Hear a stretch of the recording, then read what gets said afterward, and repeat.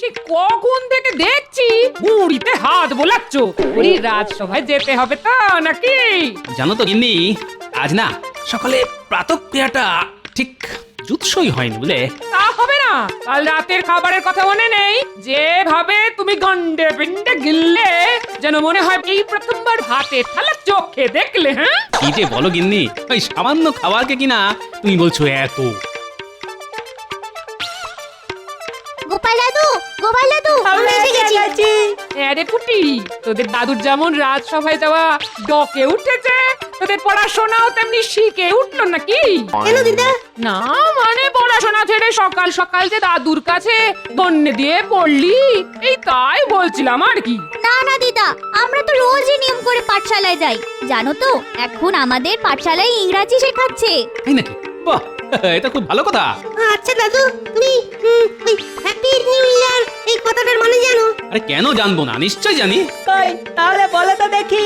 শোন, আমরা যেমন নতুন বছরকে নববর্ষ বলি, ঠিক তেমনি ইংরেজরা তাদের নতুন বছরকে হ্যাপি নিউ ইয়ার বলে। বাহ দাদু, তুমি তো দেখছি অনেক কিছু জানো।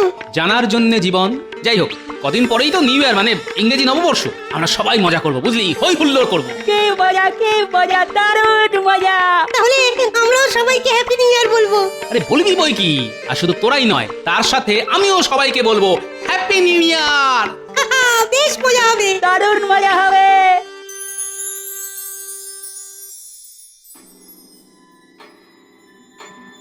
এ কি মহারাজ, আজ যে আপনাকে বড় চিন্তিত দেখাচ্ছে। হ্যাঁ মন্ত্রী, তুমি ঠিকই ধরেছো। আমি খুবই চিন্তিত এই চিঠিটা নিয়ে। কেন মহারাজ, কি লেখা আছে এই চিঠিতে, আর কেই বা পাঠিয়েছে এই চিঠি? এই চিঠি পাঠিয়েছেন স্বয়ং ইংরেজ বড়লাট। তিনি এই চিঠিতে লিখে পাঠিয়েছেন যে তাদের এই নতুন বছরে তার একমাত্র কন্যা নাকি এই রাজ্যে ঘুরতে আসার ইচ্ছে প্রকাশ করেছেন। এ তো খুব ভালো কথা মহারাজ। তা কবে আসছেন এই মেম? আগামীকাল। কিন্তু কিন্তু কি মহারাজ? রাজকোষের অবস্থা তো খুব ভালো নয় মন্ত্রী। তার উপর নবাব যে এই বছরে দ্বিগুণ খাজনা চেয়ে বসে আছেন। এখন তুমিই বলো, যদি এই ইংরেজ মেম সাহেবের তদবির ঠিকঠাক করতে না পারি, তাহলে তো ইংরেজ বড়লাট আমার গর্দান নেবেন। মহারাজ, যদি কিছু মনে না করেন, তাহলে আমার মাথায় একটা দারুণ বুদ্ধি এসেছে। তা এতক্ষণ বলনি কেন মন্ত্রী? তাড়াতাড়ি বলো। হ্যাঁ মহারাজ, আপনার যে বিষ পুকুরটা আছে না, সেটা আপনি রাজা কৃষ্ণচন্দ্রকে বেচে দিন। তুমি কি বলছো মন্ত্রী? তুমি তো খুব ভালো করেই জানো যে ওই বিষ পুকুর এক অভিশপ্ত পুকুর। যেখানে একবার কেউ পা দেয়, সে তো আর ফিরে আসে না। সেই জন্যই তো বলছি মহারাজ, আপনি একবার ঠান্ডা মাথায় ভেবে দেখুন। ওই পুকুর তো আপনার এমনিতেই অব্যবহারযোগ্য। যদি ওই পুকুরটা আপনি একেবারে বেচে দিতে পারেন, তাহলে একদিকে যেমন আপনার অর্থ সংকট কমবে, ঠিক তেমন অন্যদিকে এই ইংরেজ মেমের অতিথি আপ্যায়নের খরচও খুব সহজেই আপনি জোগাড় করে উঠতে পারবেন। এটা কিন্তু মন্দ বলনি। কিন্তু মন্ত্রী, যদি কৃষ্ণচন্দ্র কোনোভাবে বিষ পুকুরের আসল রহস্যের কথা জেনে যায়? আমরা জানালে তবে তো জানবে মহারাজ। হ্যাঁ, তাহলে আজই আমি আমার প্রস্তাবটা চিঠিতে কৃষ্ণচন্দ্রকে জানিয়ে দিই। প্রণাম মহারাজ। খাম্বাজরাজ আপনার জন্য এই বিশেষ পত্রটি পাঠিয়েছেন। তাই বুঝি? কই কই দাও দেখি। তাহলে মহারাজ, এবার আমাকে আজ্ঞা দিন। হ্যাঁ হ্যাঁ, এসো এসো। মন্ত্রী, খাম্বাজরাজ লিখেছেন যে তার একটা পুকুর তিনি আমায় নাকি 117টি মোহরের বিনিময়ে বিক্রি করতে চান। বাহ, এ তো খুব ভালো কথা মহারাজ। এত কম মোহরের বিনিময়ে আপনি এত বড় একটা পুকুর পাচ্ছেন। নিয়ে নিন মহারাজ, আজই নিয়ে নিন। কিন্তু মহারাজ, আমার কাছে প্রশ্ন হচ্ছে যে খাম্বাজরাজ কেন আপনাকে এত কম মোহরের বিনিময়ে এই পুকুরটি বিক্রি করছেন? ঠিক বলেছো গোপাল, এটা তো ভেবে দেখিনি। এই যে গোপাল, তুমি কি একটু চুপ করবে? মহারাজ ছাড়ুন তো গোপালের কথা। আপনি এটা কেন ভাবছেন না যে জলের দরে একটা আস্ত পুকুর পেতে চলেছেন? আর মহারাজ, আর এটাই হবে ইংরাজি নববর্ষের আপনার তরফ থেকে রানীমাকে একটা ছোট্ট উপহার। কি কেমন হবে বলুন তো ব্যাপারটা? হ্যাঁ হ্যাঁ মন্ত্রী, কথাটা তো তুমিও খুব একটা খারাপ বলছো না। না না গোপাল, আমি ঠিক করেছি যে আমি পুকুরটা কিনবো। কিন্তু মহারাজ, কোনো কিন্তু নয় গোপাল।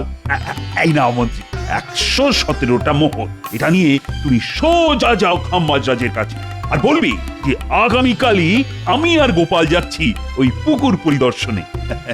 যথাজ্ঞা মহারাজ, এই আমি এক্ষুনি বেরোলাম। ভালোই হলো, এই সুযোগে আমিও এখান থেকে 5টা মোহর গেরিয়ে নেব, আর মহারাজ একটিও পাবেন না। না, আমার মন বলছে যে মহারাজ নিশ্চয়ই কোনো একটা জালে জড়াতে চলেছেন। ঠিক আছে, আগে তো যাই, তারপর না হয় দেখবো যে কত জালে কত মাছ। প্রণাম নেবেন খাম্বাজরাজ। আরে কৃষ্ণচন্দ্রের মন্ত্রী যে, এসো এসো। মহারাজ কৃষ্ণচন্দ্র আপনার কথায় রাজি হয়ে এই 117টি মোহর পাঠিয়েছেন। এই নিন, ধরুন। বাহ বাহ, আরে এই যে মন্ত্রী ওই রকম ভাবে দাঁড়িয়ে থাকলে হবে? আরে ওর হাত থেকে ওই মোহরের থলিটা নাও। এই নিন মহারাজ। তাহলে মহারাজ, থলির মোহরগুলো একবার গুনে নি। না না মন্ত্রী, তার কোনো দরকার নেই, আমার কৃষ্ণচন্দ্রের ওপর পুরো বিশ্বাস আছে। আচ্ছা কৃষ্ণনগর মন্ত্রী, তোমাদের মহারাজ কৃষ্ণচন্দ্র এইখানে আসছেন কবে? আগে আগামীকাল। আগামীকাল গোপালকে সঙ্গে নিয়ে আসছেন আপনার ওই পুকুর পরিদর্শনে। তাহলে মহারাজ, এবার কি আমি পুকুরের দলিলটা সঙ্গে নিয়ে যেতে পারি? অবশ্যই, এই নাও ধরো। তাহলে মহারাজ, এবার আমায় আজ্ঞা দিন। আমি না হয় আগামীকাল আবার মহারাজের সঙ্গেই এইখানে আসব। ঠিক আছে মন্ত্রী, এবার তুমি এসো।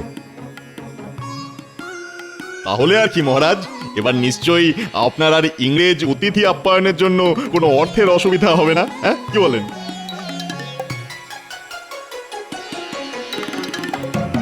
সাবধানে যাবেন মহারাজ। হ্যাঁ হ্যাঁ রানী, ও নিয়ে তুমি একদম চিন্তা করবে না। আমার সঙ্গে মন্ত্রী আর গোপাল তো আছে। মহারাজ এবার চলুন, অনেক দেরি হলো যে। হ্যাঁ হ্যাঁ, গোপাল চলো চলো চলো।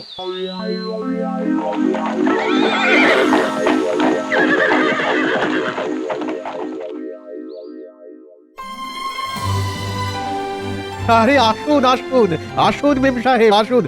আমার কি সৌভাগ্য, স্বয়ং বড়লাট সাহেবের মেয়ে আমার রাজ্যে ঘুরতে এসেছেন। ইয়েস খাম্বাজ রাজা, আসলে আমার ফাদার আমার বাবা ঠিক করেছিলেন যে তিনি আমাদের নিয়ে এই নিউ ইয়ারে আপনার এই রাজ্যে সেলিব্রেট করতে আসবেন, বাট তিনি একটা ইম্পর্টেন্ট কাজে ফেসে যাওয়ার জন্য এখানে আসিতে পারিলেন না। I am extremely sorry for that. তাই আমি একাই আসিয়াছি।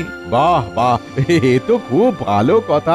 মহারাজ, শুধু কথাই বলবেন, মানে এবার অতিথিদের ভিতরে নিয়ে যাওয়ার ব্যবস্থা করুন। হ্যাঁ হ্যাঁ হ্যাঁ মন্ত্রী, আমি তো ভুলেই গিয়েছিলাম। আসুন আসুন আসুন আসুন আসুন আসুন, সবাই ভেতরে আসুন।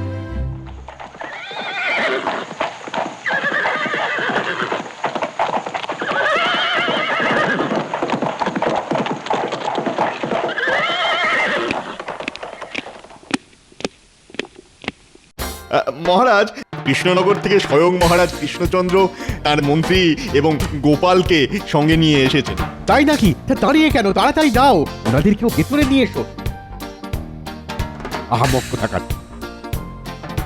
আরে কৃষ্ণচন্দ্র যে, এসো এসো এসো। না, আসলে হয়েছে কি, আপনার কাছ থেকে যে পুকুরটা আমি কিনেছিলাম সেটা দেখার জন্য এই গোপাল যা বায়না জুড়েছিল না, যে কি বলবো। তা বেশ তো, এর তো খুব ভালো কথা। কিন্তু কৃষ্ণচন্দ্র, ওই পুকুরটা যে এই মুহূর্তে আমি তোমায় দেখাতে পারবো না। কেন দেখানো যাবে না কেন? না না না না, তেমন কিছু না, তেমন কিছু না। আসলে ওই পুকুরের জলটা তো এখন তেমন ঠিক পরিষ্কার নয়। তার উপর মহারাজ, ওই দিকটা বেশ জঙ্গল, তেমন একটা কেউ যায় না। তাই বলছিলাম কি যে না না না না, আমরা যখন ঠিক করেই এসেছি দেখবো, তখন একবার অন্তত দেখেই যাব। কি হলো, খাম্বাজরাজ ওই পুকুরটা দেখাতে চাইছেন না কেন?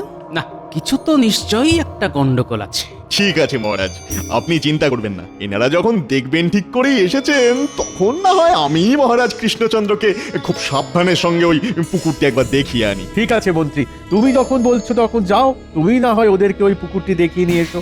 মন্ত্রী শোনো, সাবধানে যেও কিন্তু। তা আপনি সঙ্গে যাবেন না খাম্বাজ রাজ? না না কৃষ্ণচন্দ্র, তোমরাই না হয় গিয়ে দেখে এসো, আমি না হয় পরে যাবো খোঁজ। আর তাছাড়া ইংরেজি নববর্ষ উপলক্ষে এখানে ইংরেজ মেম সাহেব এসেছেন, তার খাতির যত্নের ব্যাপার আছে কিনা। আচ্ছা খাম্বাজ রাজ, আচ্ছা তাহলে এবার আমরা আসি।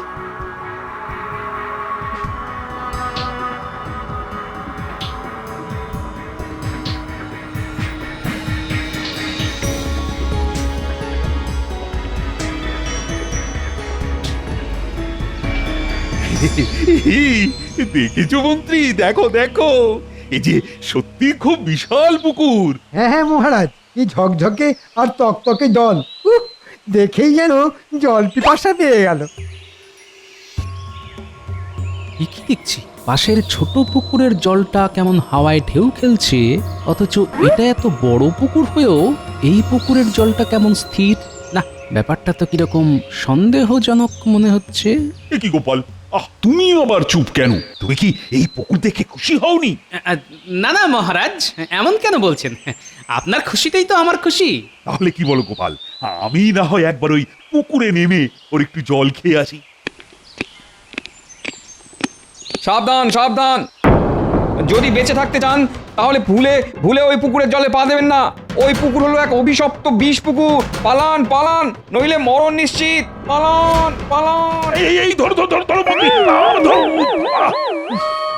বাহ, আর একটু হলেই আমি যে জলে পা দিয়ে দিচ্ছিলাম, বাবা খুব জোর বেঁচে গেছি। এ কি হাম্বাজ মন্ত্রী, ওই লোকটি কি বলে গেল? না মানে মানে ওই এই সত্যি করে বলো তো মন্ত্রী, এই পুকুরের কি রহস্য? নইলে কিন্তু আমি তোমাকে এই পুকুরের জলে নামতে বাধ্য করব। না মহারাজ, এমনটি করবেন না। আসলে এই পুকুর হলো এক অভিশপ্ত বিষ পুকুর। এই পুকুরে আজ পর্যন্ত যেই নেমেছে সে আর ফেরত আসেনি। তাই আমাদের রাজা মিথ্যে কথা বলে শুধুমাত্র অর্থের লোভে এই পুকুরটি আপনাকে ওই গচিয়েছে আর কি। কি এত বড় প্রতারণা! আমি খাম্বাজরাজকে ছাড়বো না। চুপ করো মহারাজ কৃষ্ণচন্দ্র, প্রতারণা তো তুমি আমাদের সঙ্গে করেছো। মানে কি বলতে চাইছেন আপনি? তুমি আমাকে ওই পুকুরের মূল্য হিসেবে 117টি মোহরের জায়গায় 112টি মোহর পাঠিয়েছো। সেটা বুঝি প্রতারণা নয়? আমি একটু আগে গুনে দেখলাম 5টা মোহর কম আছে। কি এটা কি করে হয়? আমি তো মন্ত্রীকে দিয়ে। ওরে বাবা, এবার আমি কি করি? হে ভগবান, এবার যে আমার কি হবে? মহারাজ, এটাও বুঝলেন না যে আপনার সাথের মন্ত্রী মশাই ওই মোহরগুলো গেরিয়েছেন? মন্ত্রী, আমায় ক্ষমা করে দিন মহারাজ, আর কখনো এইরকম হবে না। ক্ষমা করবেন খাম্বাজরাজ, আমি এর জন্য খুবই দুঃখিত। আমি যে এই মন্ত্রীকে যে কি করবো না। মহারাজ, এখন মন্ত্রী মশাইকে ছেড়ে আগে চিন্তা করুন যে এই পুকুরটি নিয়ে এখন আপনি কি করবেন। হ্যাঁ গোপাল, তুমি ঠিকই বলেছো। আরে আমার সাধের এতগুলো মোহর। আর হ্যাঁ মন্ত্রী, তুমি কিন্তু এটা ভুলেও ভাববে না যে আমি তোমাকে ছেড়ে দিলাম। তোমার এই শাস্তি আপাতত আমি তুলে রাখলাম, পরে সুদে আসলে সব মেটাবো। আমায় ক্ষমা করে দিন। আমাকে ক্ষমা করে দাও কৃষ্ণচন্দ্র, আমি মানছি যে আমিও তোমাকে ঠকিয়েছি, কিন্তু বিশ্বাস করো, সত্যি বিশ্বাস করো, আমার কাছে এটা করা ছাড়া আর কোনো উপায় ছিল না গো। না না না, এতে ক্ষমার আবার কি আছে? মহারাজ, ও যে দেখুন দেখুন দেখুন, ওই যে দূরে দূরে এক বটবৃক্ষের তলায় এক গুরুদেবকে ধ্যান করতে দেখা যাচ্ছে না? তুমি ঠিকই রেখেছো গোপাল, এই গুরুদেবকে আমি আমার জন্ম হওয়ার পর থেকেই ওই একই জায়গায় দেখে আসছি। উনি না কখনো চোখ খোলেন, না কারুর সাথে কথা বলেন। তাই নাকি? তাহলে তো অবশ্যই একবার এই গুরুদেবের দর্শন করা উচিত। কি বলেন মহারাজ? হ্যাঁ হ্যাঁ গোপাল, নিশ্চয়, চলো চলো তো যাই।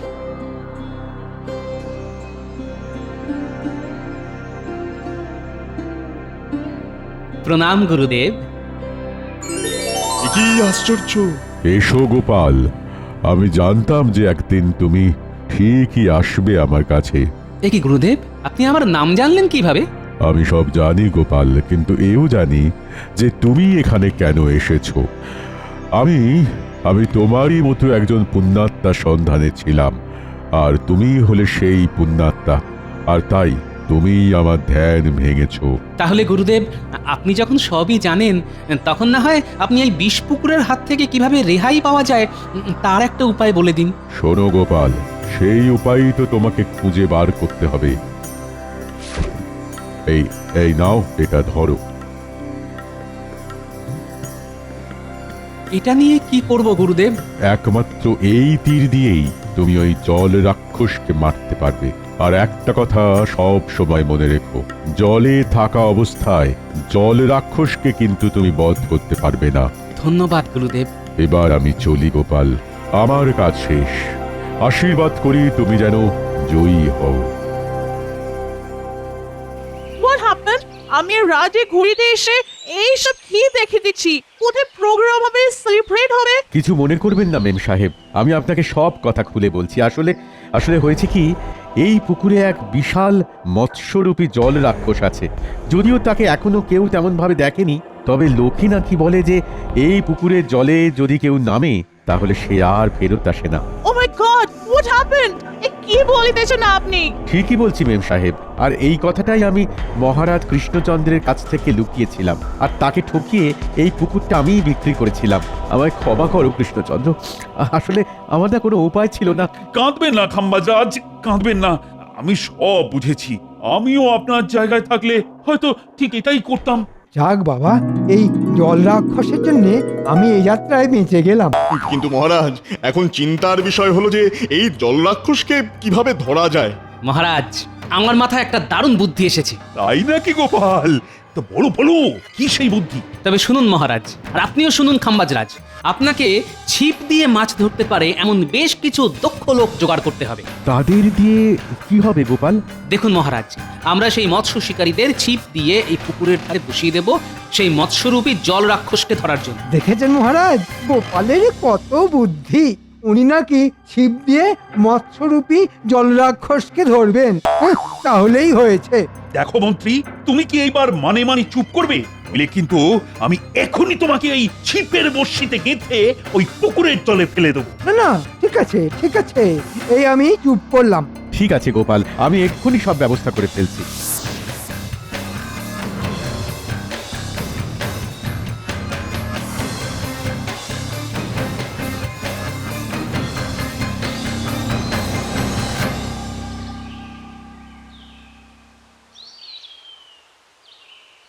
কি গো গোপাল, কোথায় কোথায় সেই জলরাক্ষস? পড়বে মহারাজ, পড়বে, ধরা ঠিকই পড়বে। হোয়াট হ্যাপেন্ড রাজা? এইসব কি হইতেছে? আমার তো কিছুই মাথায় আসিতেছে না। কিছু না মেম সাহেব, আসলে না এইখানে রাজায় রাজায় মাছ ধরার প্রতিযোগিতা চলছে, যে কে আগে মাছ ধরতে পারে। আচ্ছা কৃষ্ণচন্দ্র, যদি তোমার অনুমতি থাকে তাহলে তোমার ওই মন্ত্রীকে এই পুকুরের জলে আমি কি ফেলে দিতে পারি? না না, এরকম এরকম একদম করবেন না মহারাজ, একদম করবে না। তাহলে এবার একটা কথাও না বলে চুপটি করে দাঁড়াও।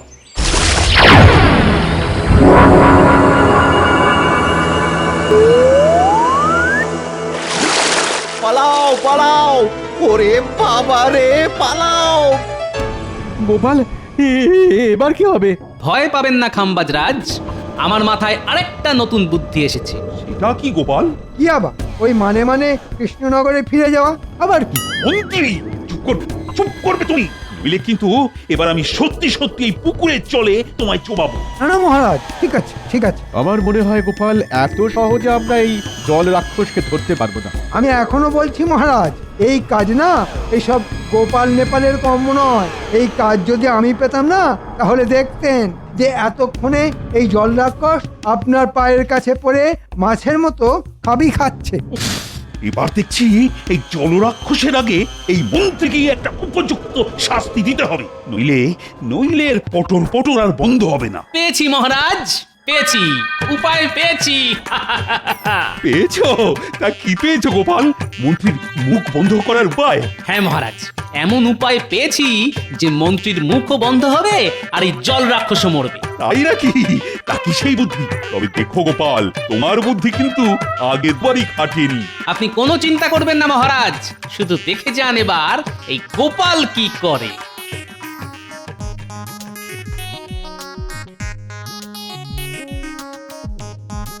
ও মা গো, এবার আমার কি হবে গো? আমি আর কখনো এইরকম করব না গো। ও মা কেন? চুরি করার সময় মনে ছিল না? ঠিকই করেছে গোপাল। এর মতন বদমাইশকে ওই জলরাক্ষসকেই খাইয়ে দেওয়া উচিত। এটা কি গোপাল? এই কপিকল হলো একটা বড় মাপের বড়শি, আর মন্ত্রীমশাই হলেন তার টোপ। অর্থাৎ ওই মৎস্যমুখী জলরাক্ষস যখনই মন্ত্রীমশাইকে খেতে লাফাবে, তখনই ওই চারজন প্রহরী দড়ি ধরে টানবে, আর অমনি মন্ত্রীমশাই উপরের দিকে উঠে যাবে, আর আমিও তখনই ওই গুরুদেবের দেওয়া তীর দিয়ে ওই জল রাক্ষসকে মারব।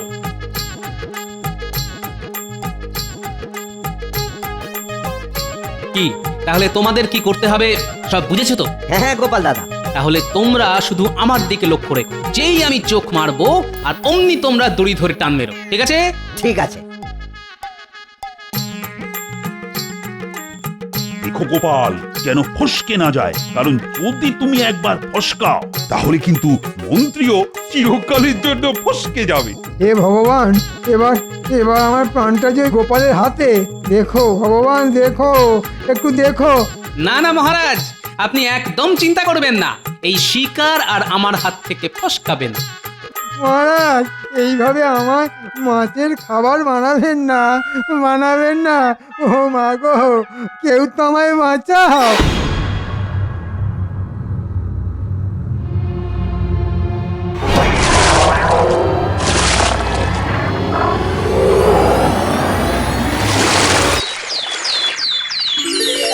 পেরেছে, পেরেছে, গোপাল পেরেছে, পেরেছে। সাব্বাস গোপাল, তোমার জবাব নেই। এই নাও গোপাল, এটা তোমার পুরস্কার। ধন্যবাদ খাম্বাজরাজ। ইংরেজি নববর্ষের প্রথম দিনে আমি কিন্তু খুব খুশি গোপাল। সাবাস গোপাল, সাবাস, সত্যি তুমি আমার মুখ রেখেছো। আই এম শকড যে তুমি ইম্পসিবল কাজটা কি করে করলে Gopal. I am really impressed. এই নাও, টেক ইট। ধরো, এটা আমার তরফ থেকে এই নিউ ইয়ারে তোমার জন্য উপহার। Are you happy? ধন্যবাদ মেম সাহেব। এ তো দেখছি মেম সাহেবকে তদবির করলো খাম্বাজ রাজ্য, আর পুরস্কার পেল কৃষ্ণনগর। মহারাজ, বলছিলাম কি, আপনাদের ওই পুরস্কার বিতরণী সভা শেষ হলে এবার দয়া করে আমায় নিচে নামাবেন কি? না, তোমার মিথ্যে কথা বলার জন্য এটাই তোমার শাস্তি। তাই আজ থেকে তুমি ওখানেই বাদুড়ের মতো উল্টো হয়ে ঝুলে থাকবে।